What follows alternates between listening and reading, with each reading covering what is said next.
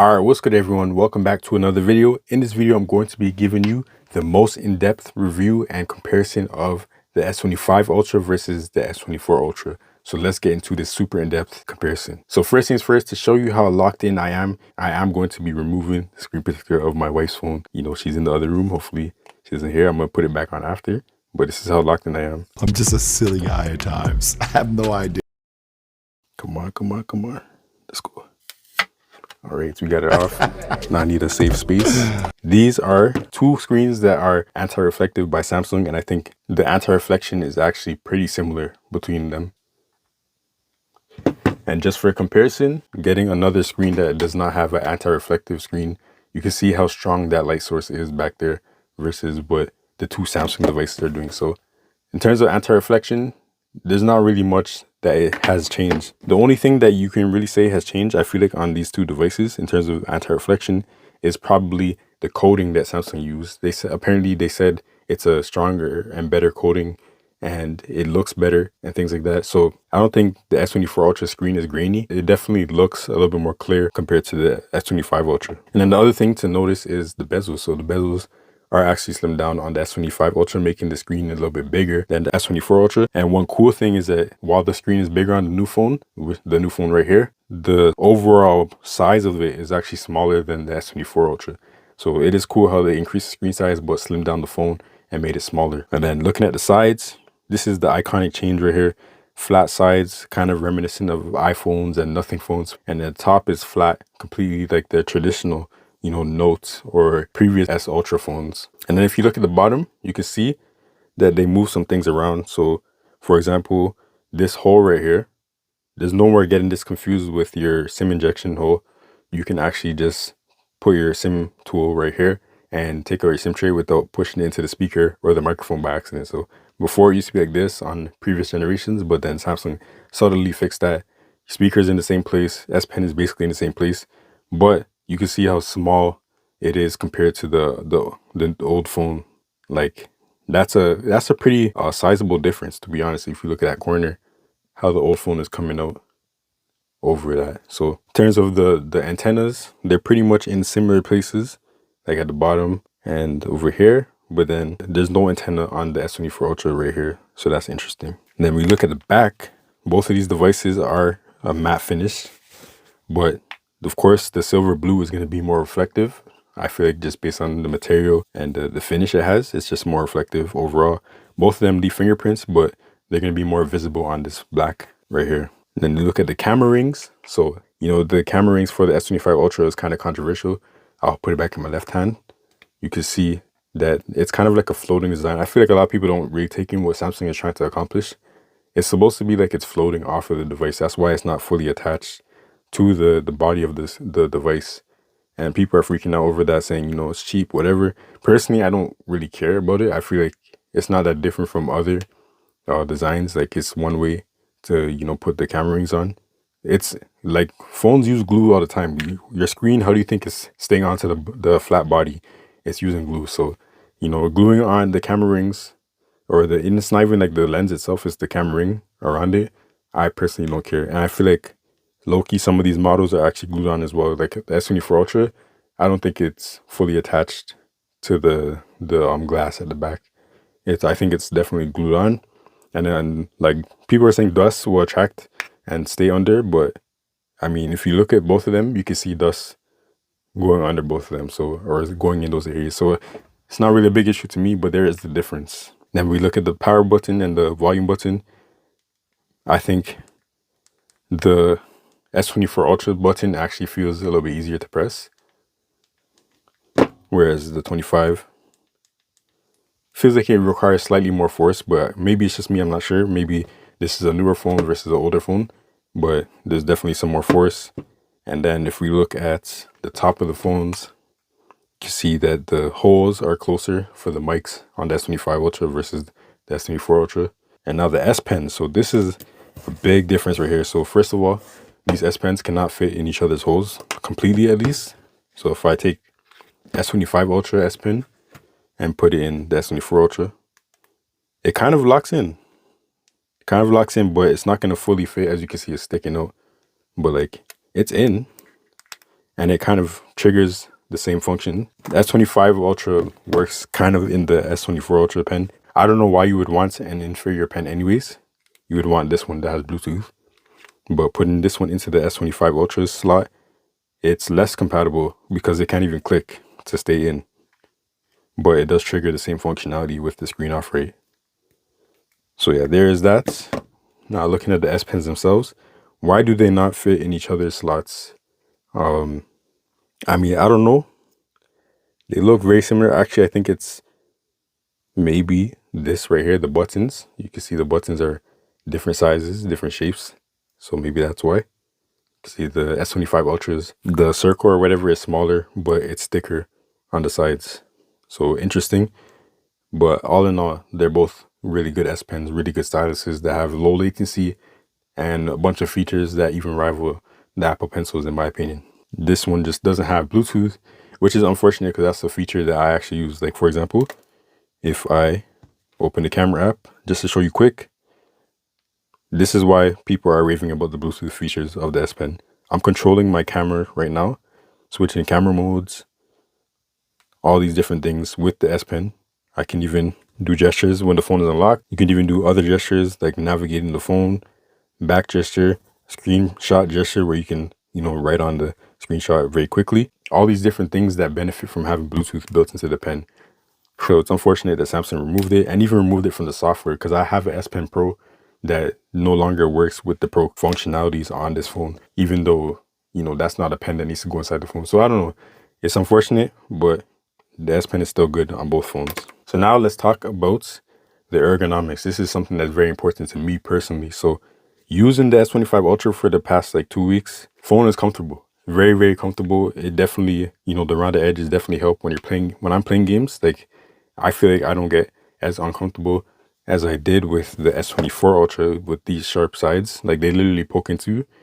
But controversial take, I think maybe, is that using it like this is low-key more comfortable because of the rounded edges. The rounded edges are a little bit more comfortable to hold when you're using it like a normal phone typing with 2 hands. Whereas with this, it's not as comfortable like this. But that's about it. Other than this orientation, the S24 Ultra is more uncomfortable, less ergonomic than the 25 Ultra. I do think the design looks good. Like, it's definitely going to be a design that I will miss because it is iconic. It is, throwing back to the Note series, but like still keeping it fresh with the S22 Ultra and up. It's a very clean and unique looking design compared to other smartphones out there. But bro, like I think this is just a better design. It looks so clean. It reminds me of the Z Fold 6, which is one of my favorite smartphone designs ever. And I know it's basic, but personally, I like minimal designs. I think minimalism needs to be embraced a little bit more, to be honest. But minimalism in the sense of like designs, like I'm not talking about like the lifestyle where you only have like 2 shirts or something like that. But, even that actually, we need to be okay with having less. But yeah, I like the design. It is different from the boxy design with the rounded edges. But one thing that I really like that they changed is, so although the 24 Ultra had a flat screen, it had bezels that kind of curved over. And that for me is something that is annoying because when I'm using the S Pen on this phone, it slides off the phone. And then when you use a screen protector, like a glass one, then there's always going to be that little gap off the side. Whereas with a completely flat to the edge of the bezels screen, you don't have that issue. Like the S Pen doesn't roll off. It just goes to the edge. The screen protectors are able to lay flat better than with a slightly curved bezel, if that makes sense. So that's something I really appreciate. The edges of the screens. The 25 Ultra is just completely flat now. Really, really good change in my opinion. All right, so now let's actually go into the phones and talk about the user experience. So we'll go to a video and we'll compare like the screen size to see how different or if there's any impact of the bigger screen. I know it's very slightly bigger, but let's just see if there's any visible difference. All right, so we got the same video playing on both screens. And now let's just see if there's any difference. So this is a smaller body, but a bigger screen overall. And if we look at the lines, let's line up the video a little bit, you can see that the S25 Ultra's video actually goes out a little bit further than the 24 Ultra. If my eyes are correct, let me actually get a ruler. So if you look at here, let's just pause it right here where it shows the black. You can see that this line goes a little bit further on the S24 Ultra S25 Ultra. So video is, I guess, slightly bigger on the S25 Ultra while maintaining a similar aspect ratio. If we zoom in, this is what the screens look like. Turning it like this in vertical orientation where the YouTube video screen is smaller, it looks like it's pretty much the same in terms of the space when you're in vertical orientation. And if you go to the comments, yeah, it's pretty much the same in that sense. So yeah, that is how it looks when you're watching videos.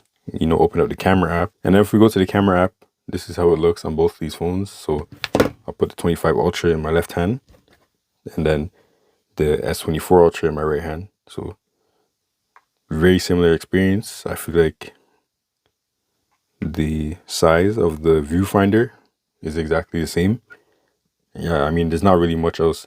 I feel like the 25 Ultra is a little bit easier to grip onto because of this edge, but it's not as comfortable as the rounded edges when you're shooting like this. And then obviously, you know, you use your phone sometimes on the desk. It's not super important, but there is going to be some rockage. So how does that affect both of these phones, and did it improve with the newer phone over here? And the answer is, to be honest, the rocking is pretty much the same, to be honest. But I feel like the S Pen experience is probably a little bit better. So if I pull out the S Pen on the S25 Ultra, it's a little bit better because it's a flat screen, whereas here, if I get here, it's kind of rolling off.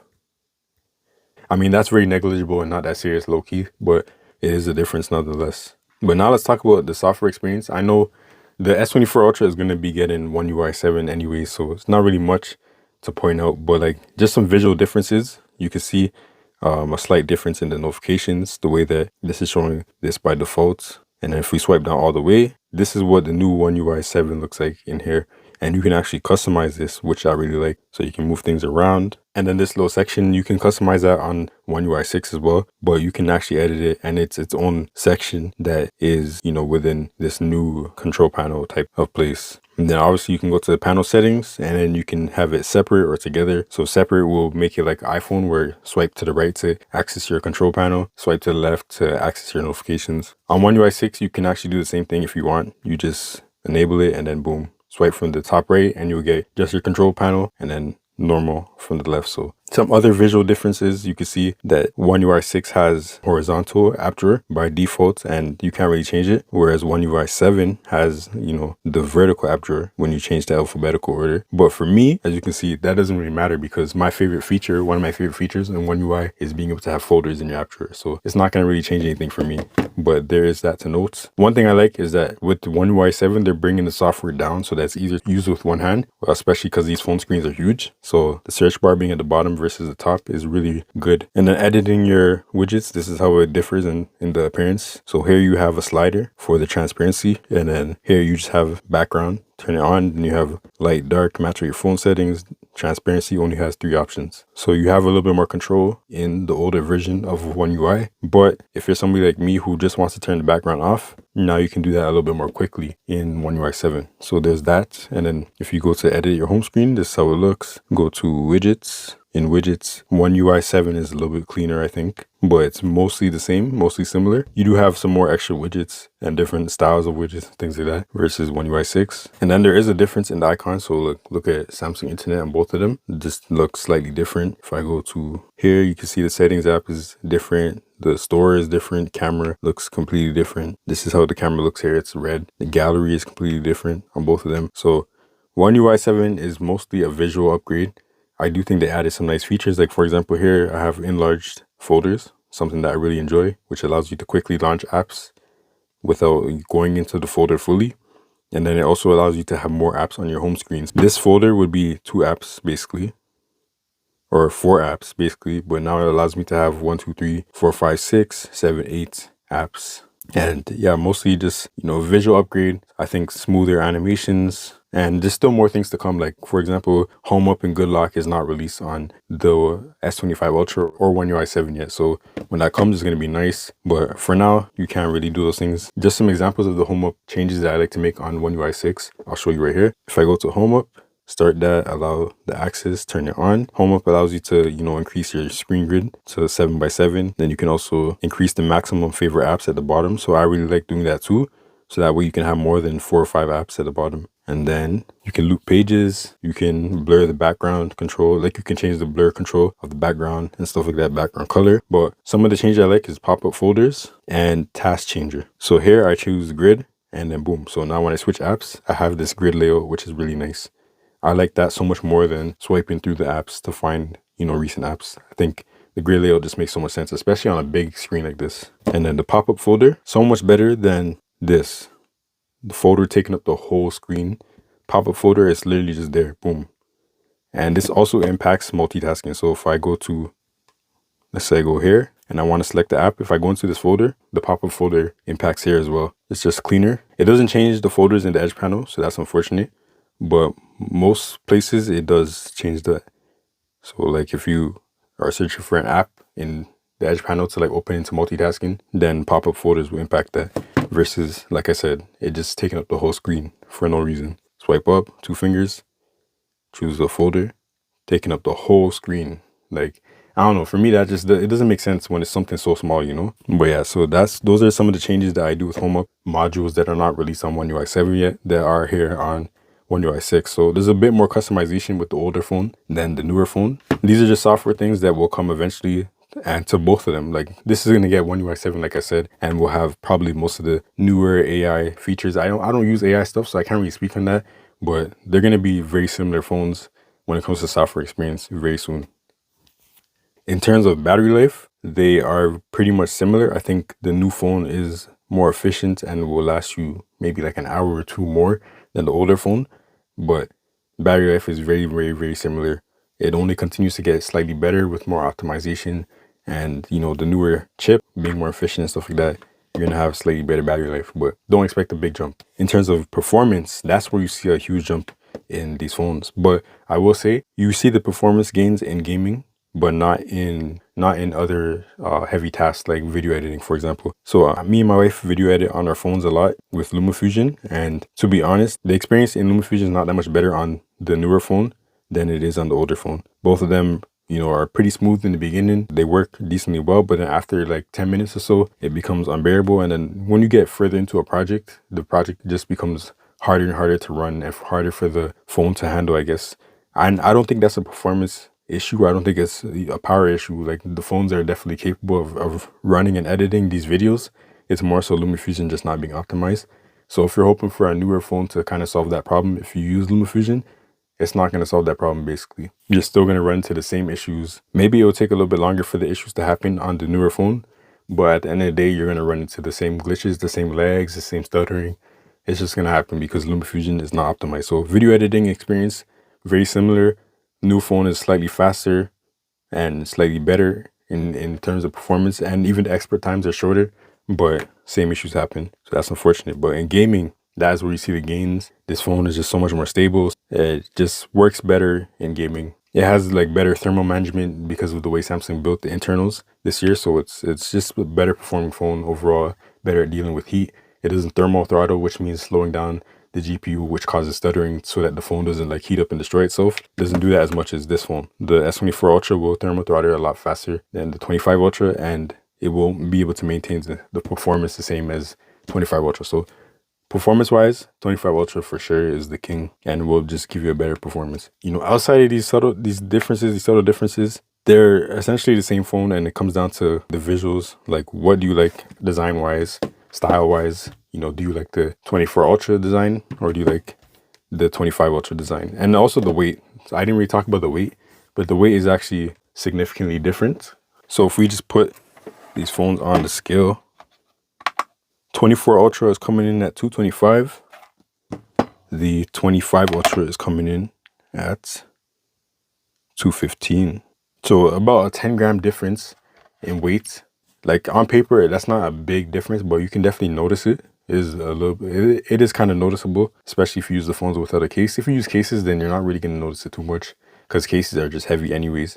Like one case will add like 30 grams, even though the case is not that big or it doesn't look that bulky. So again, coming back to the comparison between these two phones, if you're looking for a generationally different phone, or a brand new experience, whatever, you're not really going to find that with the S25 Ultra. What you're going to find is an incremental upgrade, something that is slightly better than the last year in terms of like specs on the inside. Build quality I think is better. Durability is said to be better by Samsung, and then it has 1 extra year of software support, things like that. That's what you're going to find here. And then, you know, the trading deals are what make these phones more worth it to upgrade every single year. So I think both of these generations are really good devices, and I think Samsung hit with both of them. But at the end of the day, it comes down to what you value the most. Personally, I think if you have the money and you're willing to spend, you might as well just get the S25 Ultra and then get Samsung Care Plus and, you know, have a really good phone for the next 7 years versus getting this. If they're around the same price, buy the new one for sure.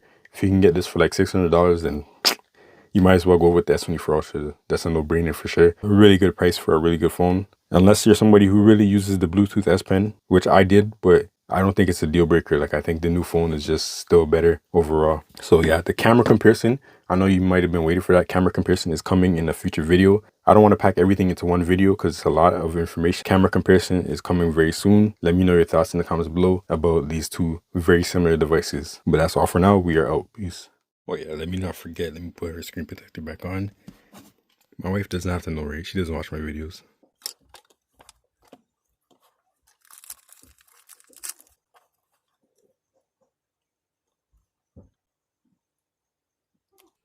Oops. Let's see if she notices. To be honest, I just gotta take this off. Time to buy a new screen protector. Well, all in the name of making a YouTube video. Subscribe.